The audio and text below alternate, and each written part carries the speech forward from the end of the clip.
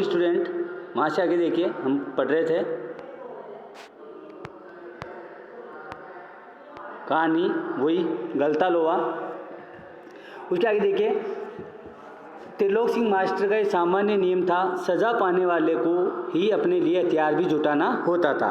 और जाहिर है बलि का बकरा अपने से अधिक मास्टर के संतोष को ध्यान में रखकर टहनी का चुनाव ऐसे करता है जैसे वह अपने लिए नहीं बल्कि किसी दूसरे को दंडित करने के लिए हथियार का चुनाव कर रहा हो। ठीक है ना, यानी उसको जो बेत ले जानी है, अब तो ठीक है आप लोग 11th में वो आप ही जानते हो, अब तो मान लो जो है बेत से डंडे से पीटते भी नहीं हैं स्कूल्स में, और पीटा भी नहीं जाता, गलत माना जाता है। लेकिन उस समय वास्तव में पीटा जाता था, डंडों से पीटा जाता था। उस समय जो है पेरेंट्स वगैरह अभिभावक जो है किसी भी प्रकार से बच्चों का पक्ष नहीं लेते थे। उनका एक ही उद्देश्य होता था कि जैसे तैसे कैसे हो, लेकिन इसको पढ़ना लिखना आना चाहिए। अभी वर्तमान में ऐसा नहीं है। अभी तो जो क्या अभिभावक वगैरह हैं उनको भी जो है वो आ जाते हैं, भाई नहीं ऐसे मत करो वैसे मत करो। तो ये शिक्षा प्रणाली का जो भी है। आगे देखिए, धनराम की मन बुद्धि रही हो या मन में बैठा हुआ डर कि पूरे दिन घोटा लगाने पर भी उसे 13 का पहाड़ा याद नहीं हो पाया था। यानी उसने बहुत कोशिश करी लेकिन उसे 13 का पहाड़ा याद नहीं हुआ। छुट्टी के समय जब मास्टर साहब ने उससे दोबारा पहाड़ा सुनाने को कहा तो तीसरी सीढ़ी तक पहुँचते पहुँचते वह फिर लड़खड़ा गया, यानी नहीं याद हुआ बेचारे को। जो पहाड़ा था 13 का, वह प्रयास भी कर रहा था लेकिन वो प्रयास में सफल नहीं हुआ, उसको 13 का पहाड़ा याद नहीं हुआ। लेकिन इस बार मास्टर त्रिलोक सिंह ने उसके लाए हुए बेंत का उपयोग करने की बजाय जबान की चाबुक लगा दी थी। इस बार उन्होंने डंडे से नहीं मारा और अपनी जबान की चाबुक लगाई, यानी जबान से व्यंग्यवान किया उन्होंने।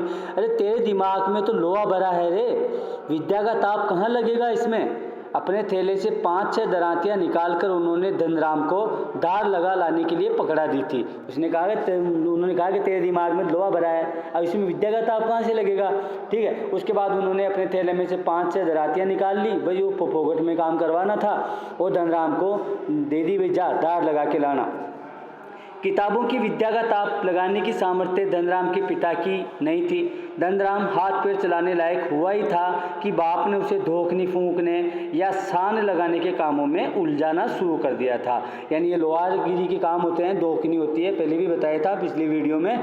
जो है चक्री टाइप होती है, उसको हाथ से घुमाना पड़ता है, उसकी जो हवा निकलती है जिससे क्या होता है वो जो कोयले होते हैं वो जलते रहते हैं, और उस कोयले में लोहे को गर्म किया जाता है, और फिर उस लोहे के वो मनगंढत उनको जो भी हथियार बनाने होते हैं वो हथियार बनाते हैं। आगे देखिए, और फिर धीरे धीरे हथौड़े से लेकर गन चलाने की विद्या सिखाने लगा। फर्क इतना ही था कि जहां मास्टर त्रिलोक सिंह उसे अपनी पसंद का बेंत चुनने की छूट दे देते थे, वहां गंगाराम इसका चुनाव स्वयं करते थे, और जरा सी गलती होने पर छड़, बेत, हत्था जो भी हाथ लग जाता उसी से अपना प्रसाद दे देते। यानी उसके पिताजी का नाम गंगाराम था। मास्टर त्रिलोक सिंह जी मारने से पहले उसको भाई कम से कम डंडा लाने का तो उसको छूट दे रखी थी, जा तेरा डंडा तू लेके आ। लेकिन उसके पिताजी की थोड़ी सी भी गलती होती तो उसके पिताजी के हाथ में जो भी आ जाता, छड़ है, लकड़ी, बेत, हत्था, लोहे का कुछ भी, तो वो उसी की मारते थे। एक दिन गंगाराम अचानक चल बसे तो धनराम ने सहज भाव से उनकी विरासत संभाल ली, और आस पड़ोस के गांव वालों को याद ही नहीं रहा कि कब गंगाराम के आफर को धनराम का आफर कहने लगे थे। यानी एक दिन उसके पिताजी की मृत्यु हो गई, और पिताजी की मृत्यु होने के बाद में अब जो है पूरा का पूरा जो है भार, घर का भार उसके हाथों में आ गया, और अब वो जो है मतलब धनराम अब उसके लोहारगिरी का काम अब धनराम करने लगा, जो उसके पिताजी करते थे। प्राइमरी स्कूल की सीमा लांघते ही मोहन ने छात्रवृत्ति प्राप्त कर त्रिलोक सिंह मास्टर की भविष्यवाणी को किसी हद तक सिद्ध कर दिया, तो साधारण हैसियत वाले यजमानों की पुरोहिताई करने वाले वंशीधर तिवारी का हौसला बढ़ गया।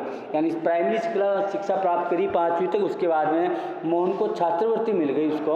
वो छात्रवृत्ति मिलते ही त्रिलोक सिंह मास्टर की जिन्होंने भविष्यवाणी करी थी वो किसी न किसी हद तक शायद अब सच होने जा रही थी। और उसके पिताजी जो थे वंशीधर तिवारी, उनका हौसला भी बढ़ गया। वे भी अपने पुत्र को पढ़ा लिखा कर बड़ा आदमी बनाने का स्वप्न देखने लगे।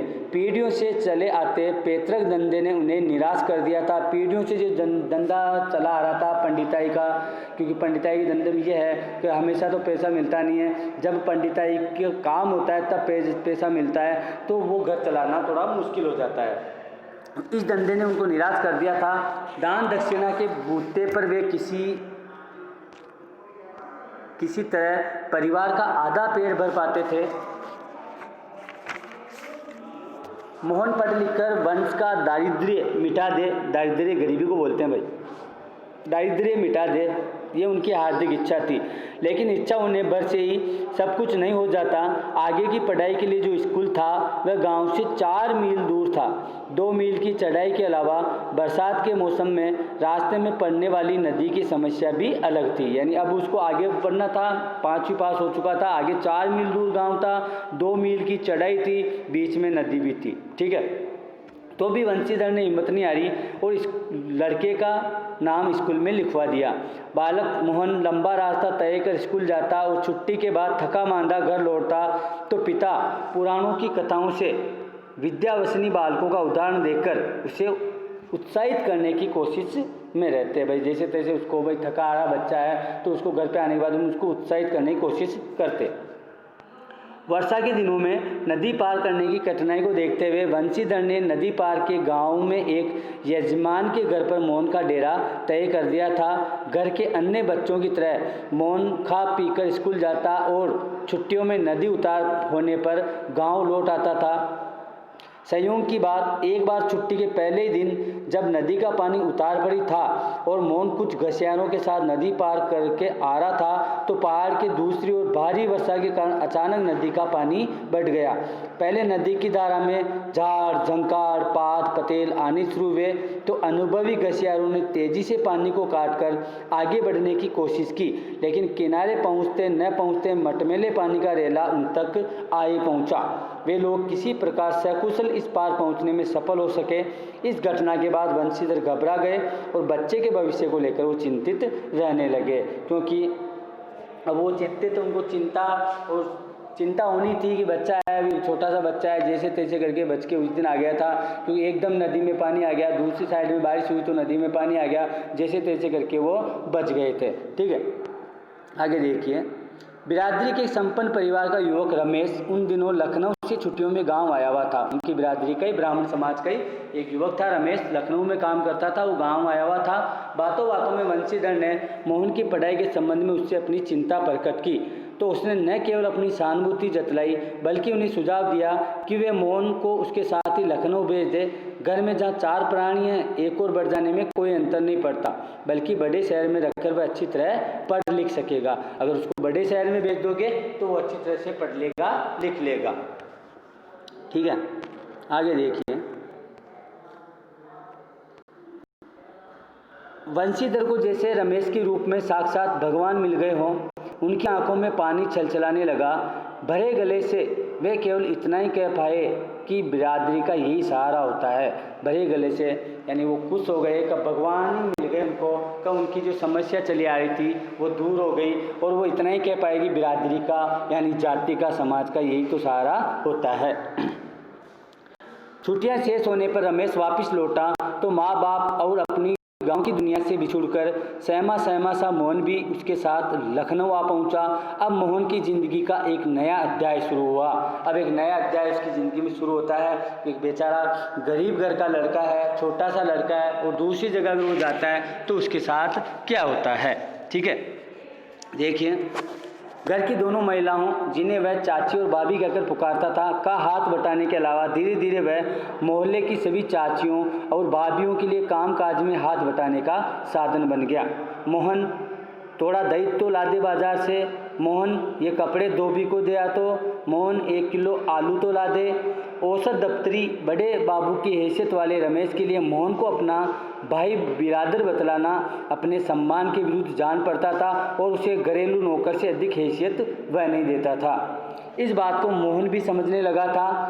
थोड़ी बहुत हीला हवाली करने के बाद रमेश ने निकट के एक साधारण से स्कूल में उसका नाम लिखवा दिया, एक छोटे से स्कूल में उसका नाम लिखवा दिया।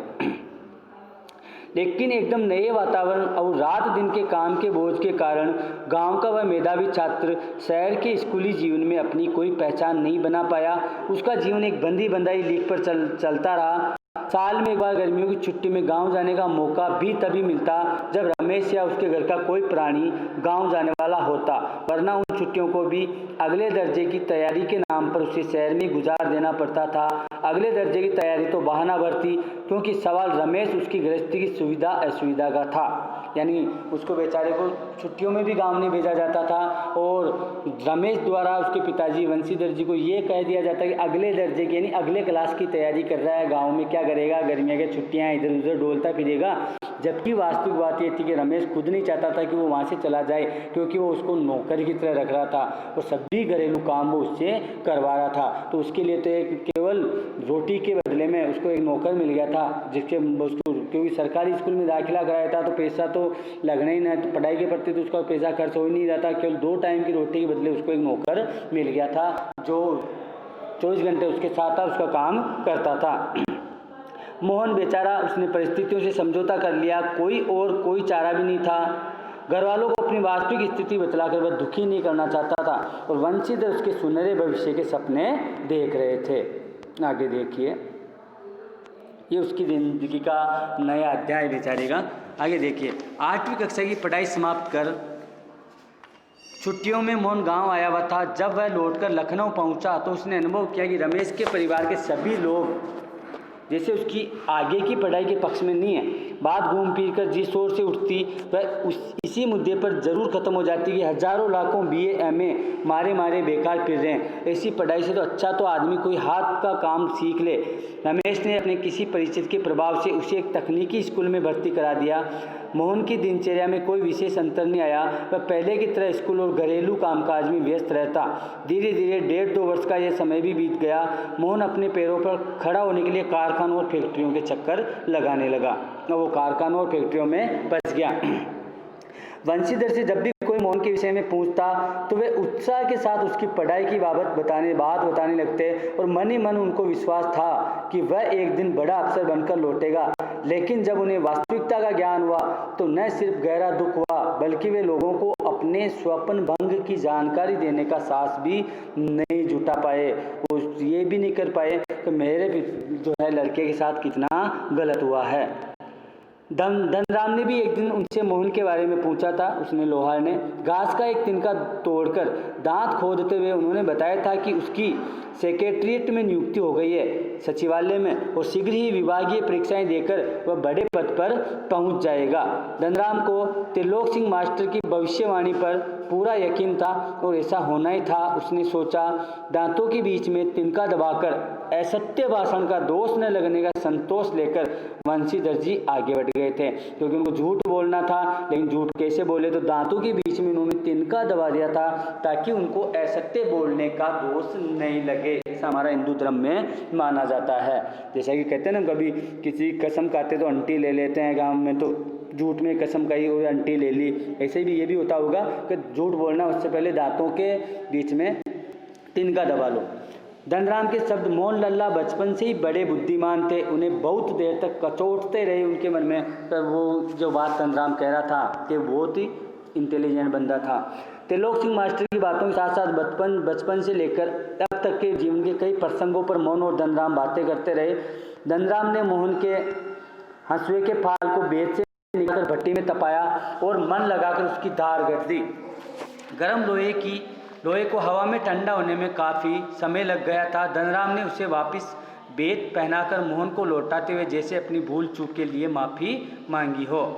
बेचारे पंडित जी को तो फुर्सत नहीं रहती, लेकिन किसी के हाथ भिजवा देते तो मैं तत्काल बना देता। मोहन ने उत्तर में कुछ नहीं कहा, लेकिन हंसुए को हाथ में लेकर वह फिर वही बैठा रहा जैसे उसे वापस जाने की कोई जल्दी न रही हो, क्योंकि वह वहीं बैठा हुआ था।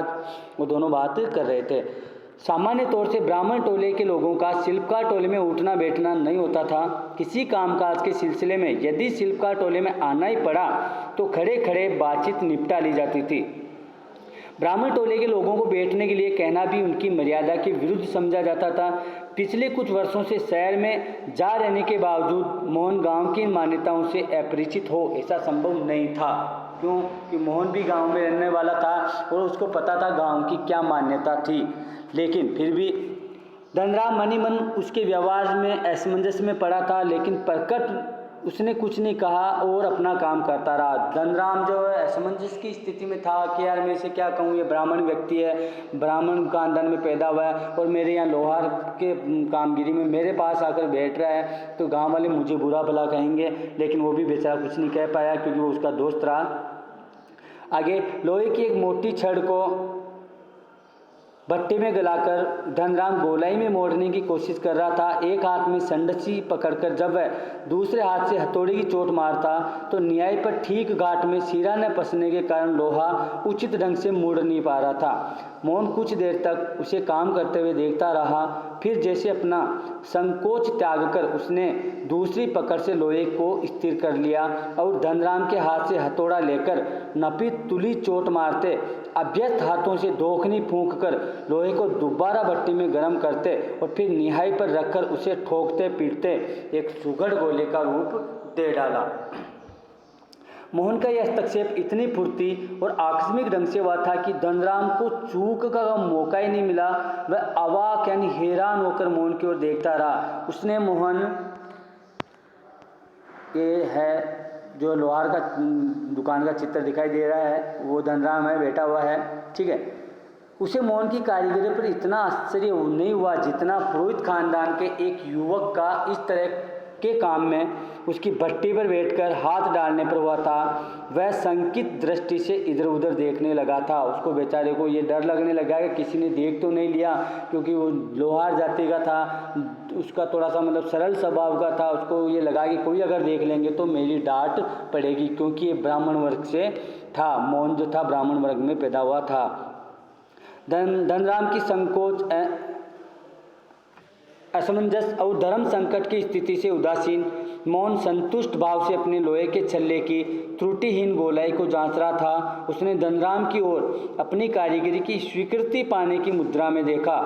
उसने देखा भी धनराम क्या कहना चाहता है। उसकी आंखों में एक सर्जक की चमक थी कि उसने कोई नया कार्य किया है जिसमें न स्पर्धा थी और न ही किसी प्रकार की हार जीत का भाव। न तो कोई हार जीत का भाव था और न ही किसी प्रकार की स्पर्धा थी, क्योंकि लोहा गलकर धीरे धीरे नया आकार ले रहा था। तो ये कहानी थी हमारी शेखर जोशी की गलता लोहा। जो जातिगत भावनाएं, मान्यताएं, रीति रिवाज, सामाजिक जो बंधन होते हैं उनको तोड़कर एक जो लोहार जाति में पैदा हुआ व्यक्ति, एक मोहन जो ब्राह्मण जाति में पैदा हुआ व्यक्ति है, वो जो इस जातिगत मान्यताओं को, बंधनों को वो एक झटके में है जो उनको तोड़ देता है। क्वेश्चन आंसर में आ जाइए। क्वेश्चन आंसर पार्ट के साथ इसका आपको पहला, दूसरा, तीसरा, चौथा और पांचवा करना है। छठा आपको छोड़ना है। छठे का दूसरा, उसकी आंखों में एक सर्जक की चमक थी। किसकी आंखों में चमक थी, किसके लिए कहा गया है, कौन से पात्रों का चरित्र यहाँ पे उजागर किया गया है, इसके बारे में लिखना है।